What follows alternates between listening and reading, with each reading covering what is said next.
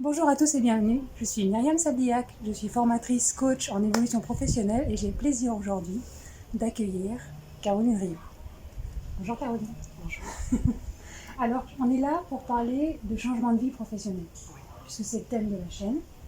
Et pour ceux qui n'ont pas le plaisir de te connaître, est-ce que tu pourrais te présenter? Alors, je m'appelle Caroline Rio, j'ai 46 ans et je suis comédienne. J'ai la chance de travailler sur une série qui s'appelle Plus belle la vie depuis 5 ans et demi. Et c'est juste absolument génial parce que c'est ce que j'ai toujours voulu faire. Comment ça s'est fait tout ça? Qu'est-ce que tu faisais avant?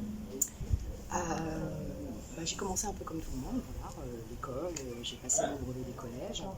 Et alors c'est amusant parce que quand j'étais gamine, je voulais absolument faire des cours de théâtre et j'avais une copine qui avait un bouquin et qui avait une dizaine de cours de théâtre recensés sur un papier.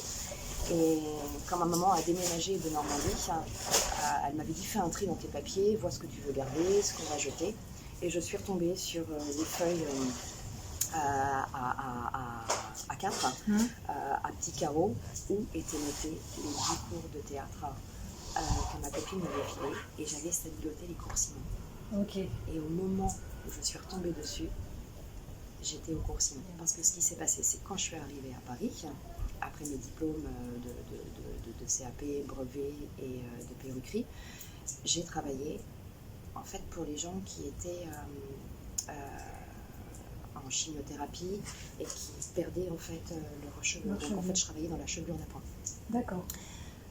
Sauf que je suis à Paris. Oui. Et à Paris, il y a des cours de théâtre. Oui. Et dans ma clientèle, j'ai un jeune homme qui fait les cours Simon. Ok. Wow. Alors là, il se passe des choses quand même. De tous les côtés. Donc, et oui, évidemment, c'était ma récréation, quoi. Et donc pendant tous ces 3 ans, je travaillais donc à temps complet. Et pendant 3 ans, tu as travaillé à temps complet. Oui. Et en parallèle, tu suivais les cours. Oui.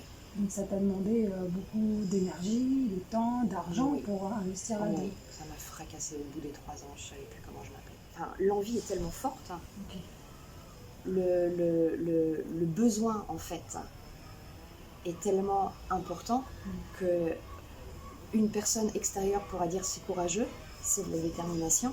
C'était une question en tout cas. Mais toi tu le vois pas comme ça. Non, toi tu te dis c'est mon moteur, je me donne les moyens, j'avance, ça marche pas, en tout cas tout ce que est là c'est acquis et ma vie est plus lumineuse parce que je me donne les moyens et puis ça me fait vibrer. Si on ne se donne pas les moyens, on se dit j'aurais pu faire ou j'aurais pu, sauf que si on n'essaie pas à un moment donné d'engranger la machine pour voir si ça nous plaît, parce que ça peut être de l'ordre du fantasme. Donc, et au fur et à mesure, on avance, il y a des moments qui sont durs, mais on se dit, est-ce que ça ne me fait pas vibrer d'aller vers où se dire, en fait non, ça ne me correspond pas. Mais si on n'essaie pas, si on n'essaye pas, c'est mort, c'est mort. Et c'est tellement dommage. On est empli de regrets.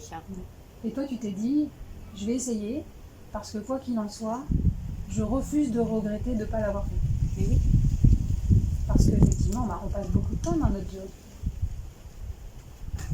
Ah oui. C'est la moitié de notre vie. Donnez-vous les moyens.